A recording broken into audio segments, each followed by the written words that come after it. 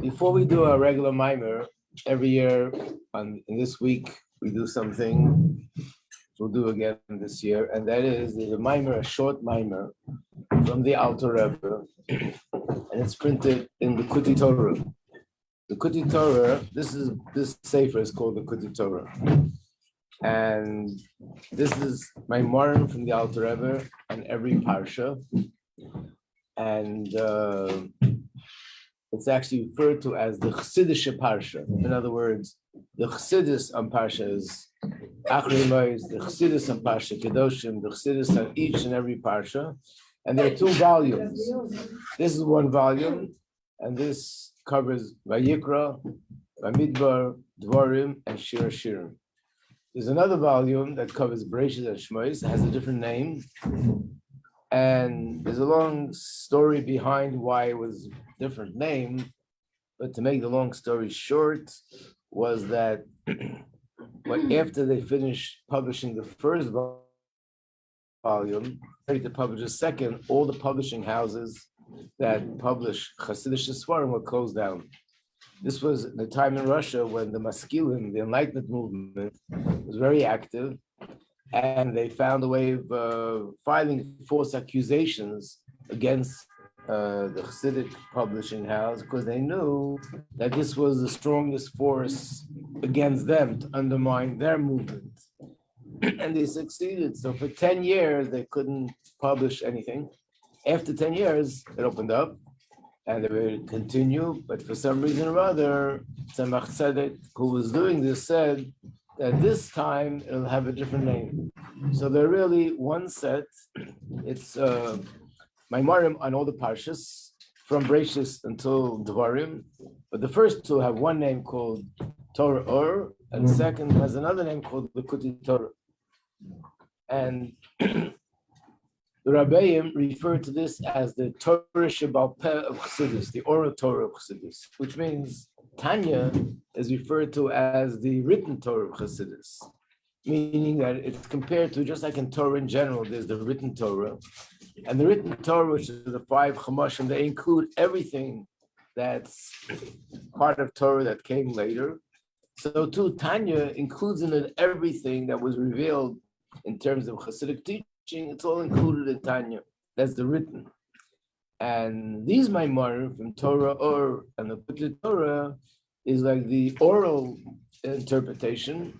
In fact, all the Maimarim that the Rabbeim said, the Mittel Rebbe, Tzemach Tzedek, Rabbi Marash, Rabbi Rashab, the Friedrich Rebbe, our Rebbe, everything they said on the different parshas were pretty much based on what it says in these two svarim. So in this week's parsha, Kedoshim, is a small mimer, and this is the mimer that I gave out. It's called V'hadarta Pnei Zaken. And even though in size, I'll just pick up the sefer so you can see what it looks like. Most Maimarim here are a few pages long, and this mimer is very short. It goes from here to here, a quarter of a page. But there's some really amazing things that have been said about this mimer. So I'll just read to you what it says in the Sikh of the Friedrich Rebbe, where he said that, what does the Maimer talk about? It talks about what is the advantage of memorizing parts of Torah by heart. And the Friedrich Rebbe said that the year that his father passed, which was the year Tafresh Pei, 1920, he spoke a lot about this Maimer, and he said that this Maimer was something which the Alter Rebbe heard, or the Alter Rebbe said after the passing of the Maggid Mezrich. And basically it's about memories. So after the passing of the Maggid Mezrich, this Maimah had something to do with being able to retain in his memory everything that he saw and he heard and he experienced by the Maggid. And apparently that's what happened with the Friedrich Rebbe, that his father spoke to him about this Maimer, learned the Maimer, and that was because this was the last year they would see each other physically the way they saw each other before. And in order to retain and remember every single thing that happened all those years, apparently that's why he said this Maimer. And he said that there's a lot that his father told him about this Maimer that's hidden in this Maimer. But these are one of the most powerful lines about it. And he says like this: when you learn and just say the words of Tanya, it has an effect on revealing the nefesh, the ruach, and the neshama of a person's nefesh alakis. When you learn this Maimer in the Kutei Torah, it awakens the yechida of the neshama that should become revealed. Also, people who wrote to the Rebbe, there are many letters where people write to the Rebbe about memory. They feel that the memory is not strong or the memory became weaker. So the Rebbe writes to them, one of the things is learn this Maimer by heart, and that'll strengthen your memory. So of course you have to have a memory to learn the Maimer by heart. You have to remember to do it. But if you learn this Maimer, it's a short Maimer, and I would like to learn it inside. And there's other things here, so we're gonna start with, let me see, we have page numbers, we have page number 5. So it's based on the pasuk in this week's parsha, which starts with the words "V'adarta pnei zaken," that you should honor an elderly person. Literally, it means elderly, someone in age. But the Gemara says it also means a person who acquired wisdom. Now, kana, acquired, actually means exactly that, acquisition. And usually you use that in reference to acquiring physical possession. I acquire something physical, and I do something which is an active acquisition. I lift it, but this is about chachma, it's about wisdom. So the Alter Rebbe says, kana means similar to what it says in another pasuk, the teifsei HaTorah, those who grasp the Torah. What is the implication by saying grasp? It means that what he studied is being grasped in his memory. It's engraved in his heart, and it's there constantly.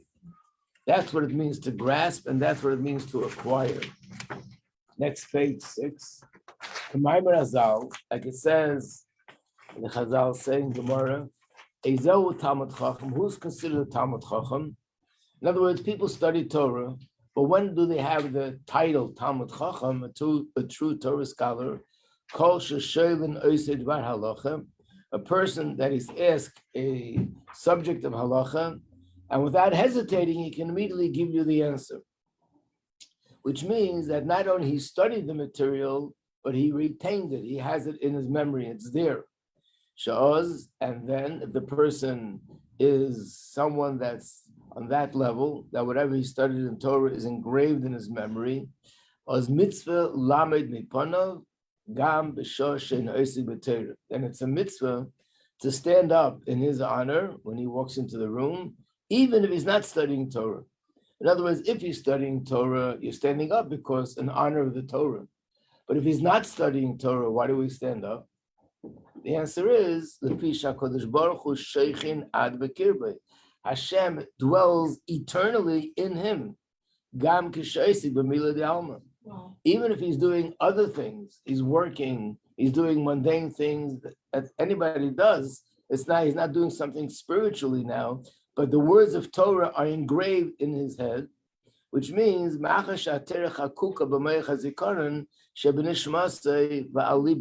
it's engraved in his memory, in his soul, in his heart. And Hashem and Torah are one. So if the Torah is in my mind, then Hashem is in my mind. So just like you stand up when a Sefer Torah is brought into the room, everyone is obligated to stand up in honor of the Sefer Torah. And that is because these words contain in it Hashem's presence. So what is the difference if they're written on a piece of paper, a piece of parchment, if it's typed with a computer, or it's written in my brain? So if it's written in my brain, it's like a walking Sefer Torah. How's it feel to be a walking Sefer Torah? I can't reveal everything Friday morning, so early today. All right. But the rabbi does in fact make the hat. Lazais, called Ish Nilva Vashedvena Libre. Therefore, Alter Rebbe concludes, every Yid who has this feeling in his heart. Page 8. The kol son nafshe, and his soul yearns. The dovka is part of the tzmidus.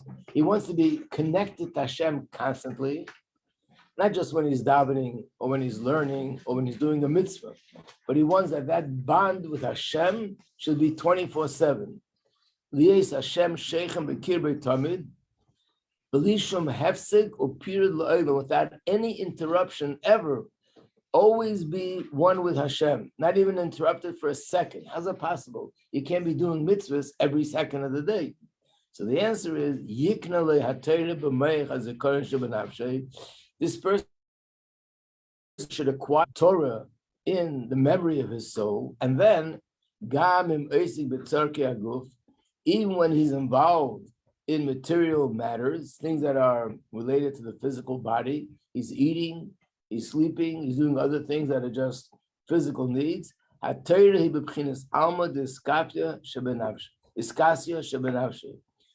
is in him, but in the subconscious place, but it's in him. And in this place of the soul, this is the place where the Yud of Hashem's name corresponds to this place in the soul, which is the subconscious.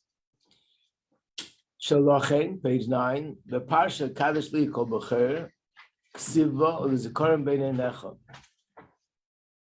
We know that there are 4 parshas that are written and they're inside the Tefillin. The first of them is Kaddish. If you look in the Siddur, after Aleinu, women don't say it because the men only say it when they put on Rabbeinu Tam's Tefillin. But you'll see after Aleinu, it has that whole parsha there. And one of the things it says in the parsha is that that Hashem and the Torah should be a remembrance through the tefillin between your eyes, means on the tefillin, which is on your head, between your eyes. Why is it that in that parsha it talks about memory? Because the 4 parshas correspond to the 4 letters of Hashem's name. And we learned in this class, in previous classes, many times, that the 4 letters of Hashem's name correspond to the spheres. Yud is Chokhmah, the Hey is Bina, the Vav are the 6 Midos, and the last Hey is Malchus. So the Yud is Chokhmah. And Chokhmah, that's the place in the soul which retains, that's where the memory is. And that's the part of the tefillin, that's why we talk about memory. And now we'll understand for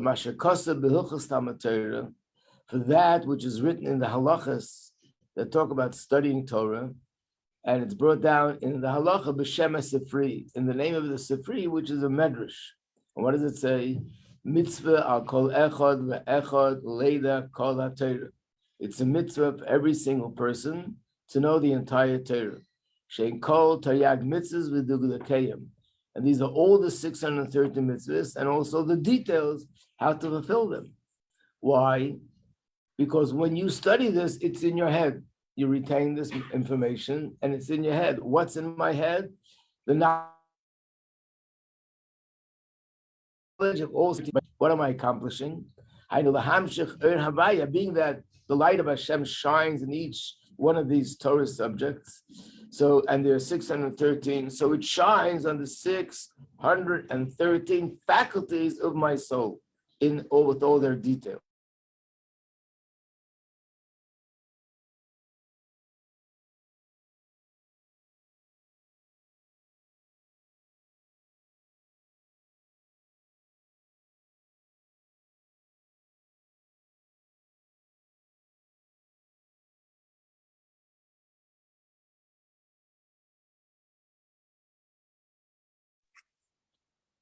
Hello?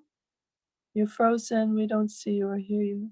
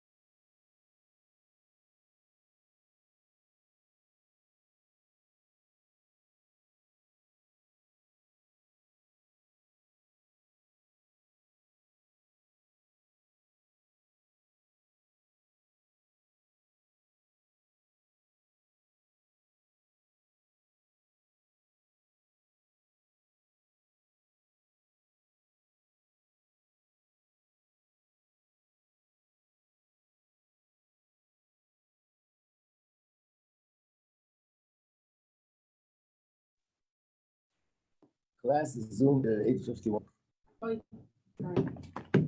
Thank you. It's back on.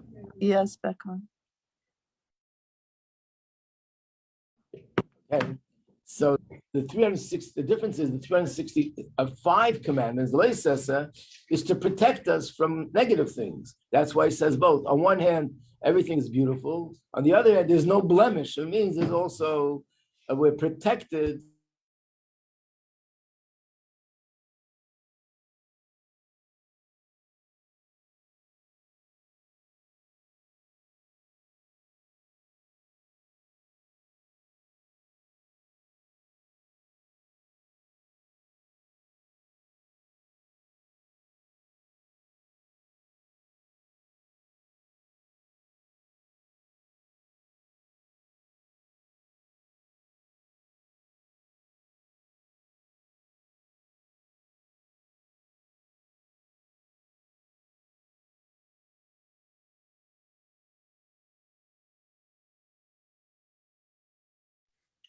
Anybody there? We don't see or hear you again. Your Zoom got frozen. Oh, you're gone again.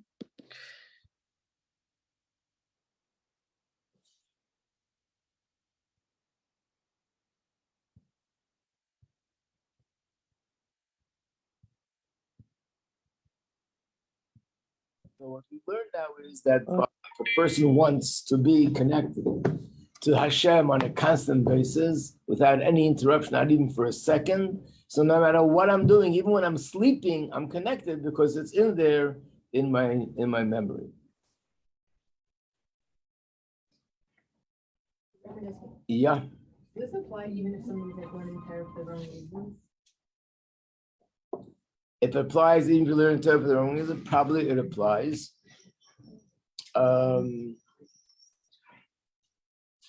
It probably applies.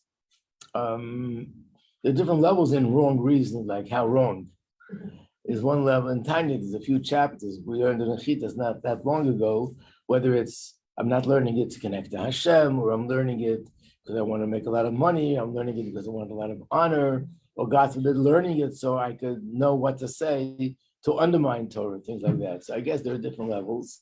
But generally speaking, we know what it says in Gemara. Even if a person is not able to learn Torah Lishma for the right reasons, you should still continue to study, whatever reason, because the Torah is still Torah. Of course, the effect is very different and much stronger when it's for the right reasons, but it's still within me. Also, I have another question. Yeah. The pasuk says like zaken, so it's only someone who's like older who can like attain this like status. No, it means to say that the term zaken could be used for a young person also.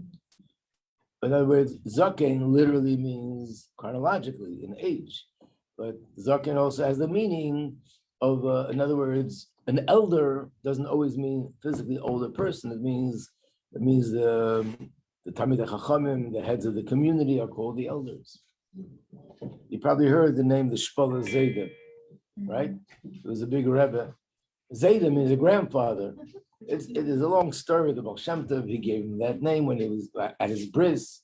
He gave him the name Zayda, but that's the name that he had. And again, it's like it's a term that is usually used for a Torah scholar. However, now the Alter Rebbe says, "Machmas tzeiko itim," because of the difficult time that we live in, which means we're in the thick of Gullus. That's number one. So as a result of that, it's very hard to study the entire Torah by heart the way people used to do it years ago. And because of the lack in our intellectual capacity, we're not we don't have that brain that people used to have, and also because of the depth of Torah subject. Because of all this, it's very difficult for us to really study and remember and retain all this information. I'll call upon him, at least. I mean, there were people who did that, even in recent times. Besides, the Rebbe goes without saying. I remember somebody once made a comment when you watch the Farbrengen, the Rebbe is talking, how long does the Farbrengen last? Hours and hours, 6 hours, 7 hours. So he said, it's very interesting. Somebody made this observation that the Rebbe, when he's talking, he is quoting Gemara Bavli, Gemara Yeshalmi, Sifra, Mechilta, Chassidus, Kabbalah, everything in Torah from all ends. When it comes to saying Alamicha, he opens up the Siddur and looks inside. But we had a Rosh Hashiva in 770, and also there was someone in Montreal. His name was Rabbi Hirschberg. He was the Rosh Hashiva in Montreal. They were known to have photographic memories when it came to Torah. So I would just give you an example that I went to join, be part of a friend's wedding in Montreal. The whole bunch of us went on a bus. Where do you go? You go to yeshiva. And of course, the Rosh Hashiva is there. We all walk over to just say Shalom Aleichem. I give him my hand, and the same with the other Bachrim. He doesn't let go. He says, what are you learning now? Which Gemara are you learning? So I say, learning this Gemara. What page? Tell him the page. Tell him the page, he starts reading it. And he starts reading it as if he's reading it from the book. Verbatim. What are you learning? Different Gemara. What page? He reads that. What are you learning? Not Gemara, I'm learning Shulchan Aruch. Which chapter, which paragraph? Starts reading that. So, but these are exceptional people. So what do we do today? So the Alter Rebbe says, I'll call upon him. At least if a person wants to have this benefit, I'm just checking it because, oh, okay. See, I can finish my class on time. Thank you. Okay, so I don't have to end it earlier. I'll call upon him. The very least the person should try to do is Yishtadel lekabel oiz v'setzumeis. Person should get himself together, get the strength, likneiz v'lachkei b'meich as a kodesh. At least learn this by heart, a little bit. The 5 books of Moshe, the 5 svarim from Moshe, because this Moshe heard from Hashem himself, and Hein Sheirish, this is the root and the source that contains all the written Torah and all of the oral Torah. So if you have that, automatically I have everything else. Not a big deal. Kenoida, as it's known, Rabbi Akiva hayaderish al kol koitz v'koitz tili tilim shel halachas. Rabbi Akiva would expound on every detail in the written Torah, even on the crowns on top of the letters. You know that the letters in the Sefer Torah, the way they're written on top of the letters, they're little lines. We call them crowns. And even the crowns, he expounded on what we can learn from each one of them, and not just what, a little idea, a small idea, or 2 ideas, or 3 ideas, but the term that's used is mountains and mountains of halachas from one word or another word, or one letter or another letter, and even those crowns on top of the letters. It's only that all these things are very deeply into these words. That's why you needed someone like Rabbi Akiva to expound on it. So therefore, from the Chumash, let's try to learn the 5 Chumashim. We don't have to learn all the Nevi'im, Yeshua and Sheftim and Lachim, and you don't have to go that far, just the first 5 Chumashim. Okay. However, there's also the oral Torah. At least to learn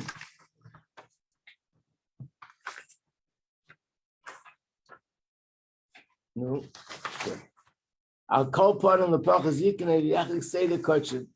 Take one of the orders of the Mishnayos, that's just a few thousand lines, and learn the Seder Kachim. Seder Kachim is the one that deals with sacrifices. Learn that whole thing by heart. So you have something from the written Torah, you have something from the oral Torah. Believe me, this is also not too many people that do that. I mean, the Frierdiker Rebbe, when he was a young boy, he said his father hired a teacher that this person should just keep testing him on learning Mishnayos by heart. And at a certain young age, I forgot what age, he knew the whole Mishnayos by heart from cover to cover. But Alter Rebbe is saying, no, you don't have to do that. Just one Seder Kachim, which is also hundreds and hundreds of Mishnahs. Why Kachim? Why did he choose that? Because Kachim is called Chachma B'Divrei Razal. The Gemara says that the term Chachma is applied specifically to Kachim. That's number one. And another thing is Mechaper Avanos of Shaladam. this will help atone for a person's sins. Learning this Masechta, just like a carbon, bringing an actual carbon was an atonement. So when you learn about karbanos, and especially if you acquire it in your head and it's there all the time, it's an atonement for sins. What the Alter Rebbe doesn't say is, okay, what about us? That we can't do the 5 books and we can't do that. Like a carbon is an offering, right? Yeah. So like when you do carbonos like every day, like does that like That's what it says. protect you from? Yeah. Right. But it's when you say it. But I guess when you learn it by heart, it has a much more powerful effect in terms of atonement because you're learning, because you have it in your head constantly. Right. And how about incense? Is that the same? Is that also like? Incense is also, but incense is even in a way stronger because that protects from chas v'shalom. When there's any kind of decree, incense helps nullify decrees. So from a young age, children are encouraged to learn parts of Torah by heart. Little children are encouraged. What do? So they learn Pirkei Avos. They learn Mishnahs that are light Mishnahs. But children are always encouraged. Parents give children money for that. They get prizes because they're young. By the way, that answers your question. So they're not learning it for the reason that it says in Tanya. They're learning because they're going to get prizes, a cupcake at the end of the day if they learn a few Mishnahs by heart. But the truth is, every person could do that. Some people learn chapter 32 in Tanya by heart. Some people learn a few lines by heart. The truth is, if you know the Shema by heart, you already have a part of Torah in your head. So look at this like anything else. When the Rebbe talks about Niftzayim, you have people who will say, what's the point in getting a woman to light Shabbos candles? She's not going to keep Shabbos. She's going to be riding in a car. She's going to be doing malacha. She's going to be not doing anything else. What's the point? And one of the main sort of pillars of the whole concept of Niftzayim is that just because you're not going to do anything else, it doesn't take away the credit of what you are going to do. Besides the fact that we know when you do one mitzvah, it usually encourages you to do another mitzvah, but even in Chas v'Shalom, the person wouldn't do any more mitzvahs. Lighting the candles alone, you don't lose. Some people have this notion it's a package deal. Either you do everything or nothing, but it's not true. Of course, Shabbos is everything. The tefillin is not just tefillin, it's supposed to be tefillin and davening, but if a person would just put on tefillin or just say the Shema, same thing with us. Even if I'm not going to know the whole Chumash and the whole Gemara and who knows how many Mishnayos, just to learn something by heart and get that in my head will be fulfilling what it says here in the Kutei Torah, that by doing that, we have, in a sense, Hashem's presence inside us. And then he says, there's more about this in another Maimer called Sefer Takum. It's in another place, and so on. This is the end of the Maimer. While I'm at it, I just want to say that the Rebbe writes and quotes the Friedrich Rebbe saying that in general, the more confidence a person has in their own talent, the more it's reinforced. If you have no confidence, you don't realize it, but by not having the confidence, you yourself are weakening that talent. That applies to everything. But there's one thing that it's much more effective than anything else, and that's memory. The more a person talks and makes a fuss about have a weak memory, the weaker it'll become. And the more a person will have a confidence in his memory, the stronger it'll become. So therefore, don't talk about having a weak memory. Just learn this and know something by heart. And again, the Rebbe would say, learn this very Maimer itself by heart, and that's what's going to help with We limit ourselves so much. What? It's like I said, we each limit ourselves. We have like more than what we think we can do. Right. That We're is so much capable more than what we think. that is definitely limit true. With, like labels and this and that, like Definitely true. We just take it, we just assume that, I guess it's not for me, I can't, exactly. until we try. Okay. So that's the Maimer, and now we'll go back to our Maimer that we're doing now.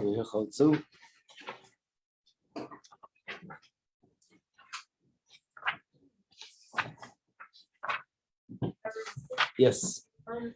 There's like a few topics in Tanya that are like more encouraged to learn, like Mem Aleph, long and base, and or What the Rebbe encourages most people to learn is a short part of Mem Aleph. Chapter 41, from the beginning until there's the word Hamelach. So you get to that word. Rebbe would encourage many people to learn that.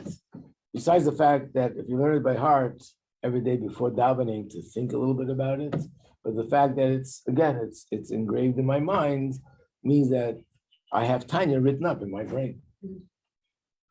Now you can demand respect from other people. Take it easy, you know who I am. I have Tanya in here.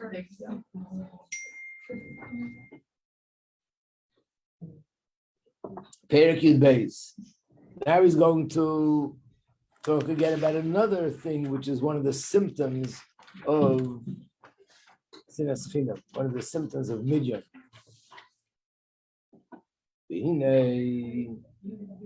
Page 90.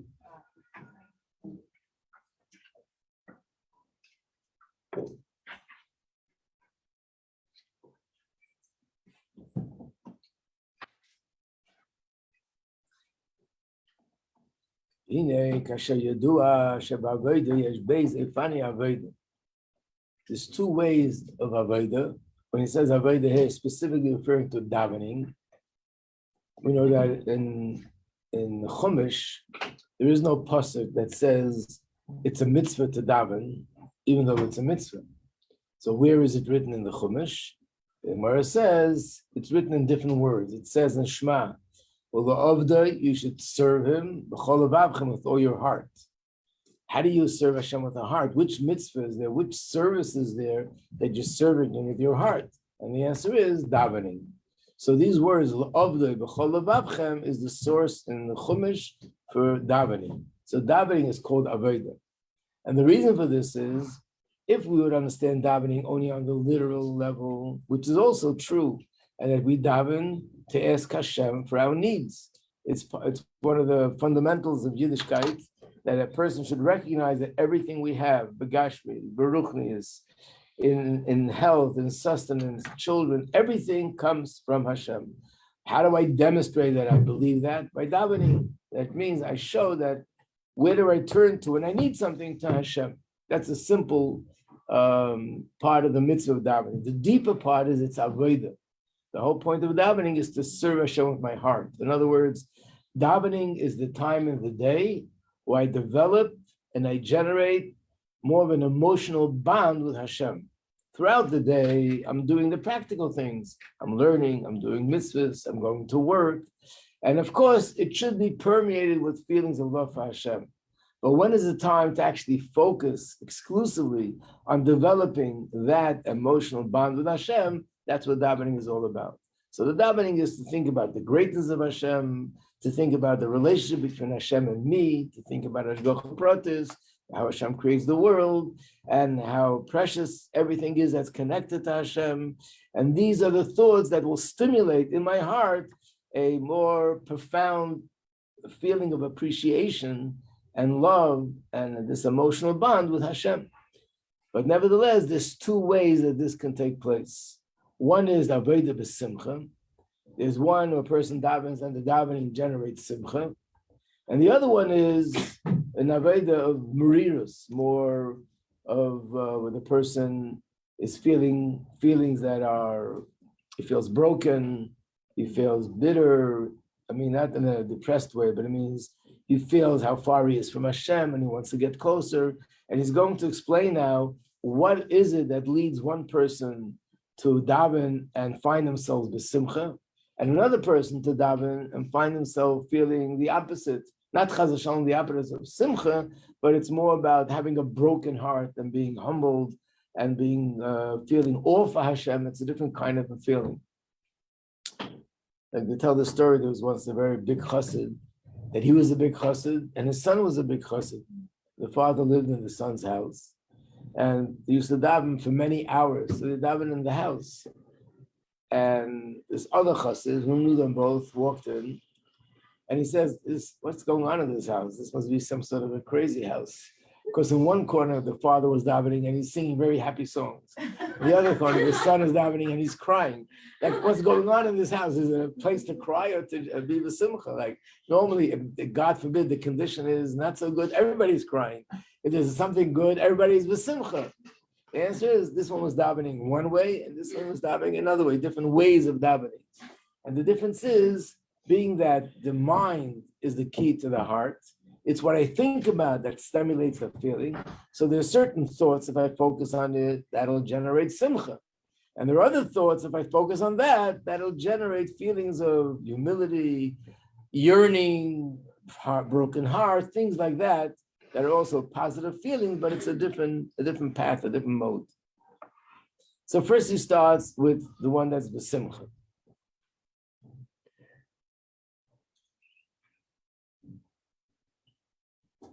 Aleph, avodah b'simcha.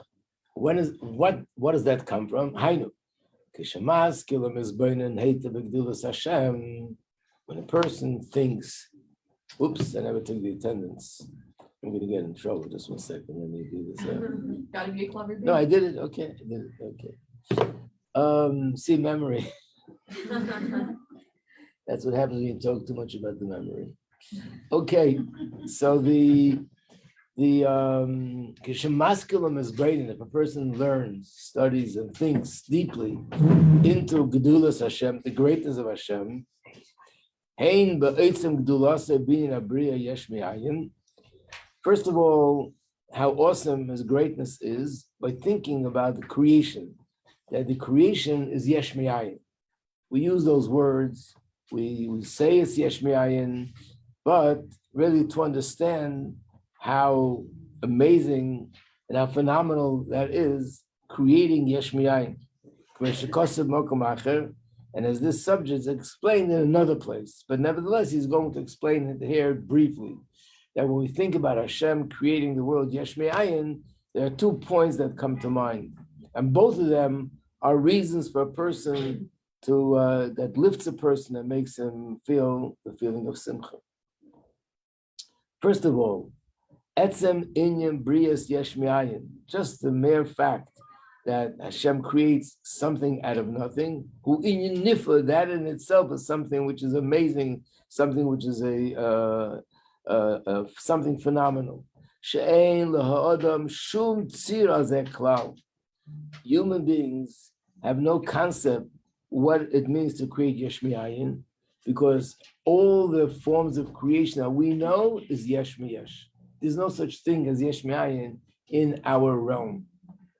So when a person creates, let's say, a song, it means, of course, I created the song, but I was here before, my voice was here before, my musical talents are here before, the musical notes existed. I'm just putting things together. Person builds a house, creates a beautiful building. So all the materials were here before, I just put it all together. And that takes wisdom, it takes talent, but I'm not creating something new. If I plant seeds in the ground and the tree grows out with fruits and none of this existed before, it's also not yesh mi'ayin, because I took a pre-existing material, which is a seed, and the seed contains in it all what it needs for this to grow. So that means it's yesh me'yesh, something from something. A baby that's born is also something from something, because the parents existed before and everything was already programmed within the parents of what will happen through a certain process to bring a new child into the world. So we don't know what yesh me'ayin means. We can't have any concept in that. And the only place where yesh me'ayin exists is by Hashem, who creates the world yesh me'ayin. Okay, so that's enough for now. And I want to overload. And then Mir Hashem, Monday, we will continue. A good Shabbos, everybody. Good news.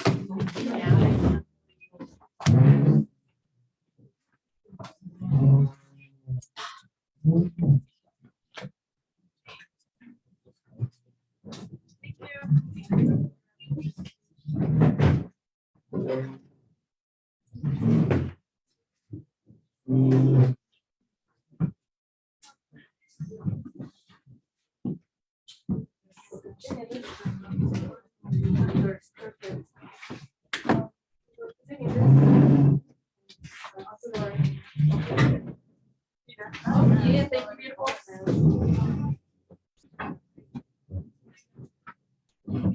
I think no. Hi, Rocco. Happy Shabbos.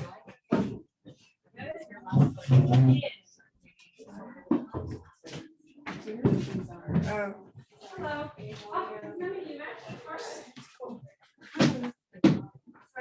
I would love to learn.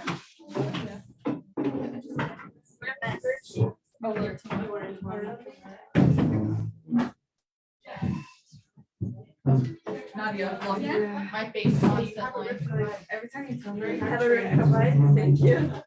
You're trained by That's like, that's true. Yeah, it's beautiful. I love it. I can feel it. Does she have her PhD? Oh. Probably. Непонятно, был ли это комплимент? She's a. Oh, she's not right. Might just be a. LLC.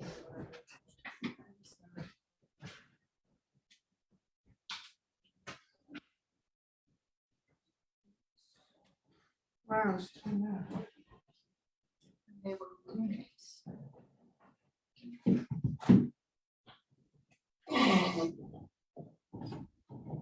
What's that degree? Yeah. Okay, so when, so, no, there's this. The master's program. Really? So I can So, like it. okay. Essentially. No, but because I thought, because you can't even call yourself a psychologist until you have a PhD. Oh, it's not true. With your master's, you're a psychologist? Yeah. I'm just saying. What's that? LCSC? get. I know, but I don't know what's it. Oh, that's her doctor? Yeah, That's so nice, yeah. I think it's the kind of shredding of that. Yeah, Also a master's? Wow. I Yeah. didn't do anything I want. Yeah. So exciting. You You gotta have good thing? Oh my gosh, I'm like obsessed with Wow. Thank you so much. literally. Yeah, I want to help you. Like, I really want to really. I love doing that stuff. I love organizing and Yeah, we always. sifting things. Yeah. Like vintage shop. I love it. Just go and like. Okay, I looked up Dyson. I can train What's that? I'll try because I cannot because I went to you. I was like forcing myself, yeah. And we You guys were. should totally check out that store. And what was it? LMCH? She was saying. No, but you should totally check out that store. What was it called again? No relation. No relation. What? This is like the same thing. Yeah, it's organized, like, you Oh, just get off of work and it's environment. Wow. Yeah, Okay. it's so cheap, Yeah. and they have What's like. the better I got some really degree? Nice stuff there, Okay. but it's a hit or miss, so zero to go like. off- 0 degree? Like everything's under like I'm saying that like 10 whatever bucks, you and there's do, other things that are like, I don't I know don't the prefer license Dyson. or the degree. You know, the one that you. No, I like, mean, what I would want it to was do. like $25. No way. Yeah. What do you mean? Wild, Yeah. okay. The beige one with the fur was Yeah, $25. that's really $20, cool. $25, Wow. yeah. I want to learn from her. Okay. I feel like social work is like less emotional, Yes. more So practical. you She's should- a social, this is a social worker, this is like the therapist. over the bag. I feel like they. I wanna see. I would not want to be a social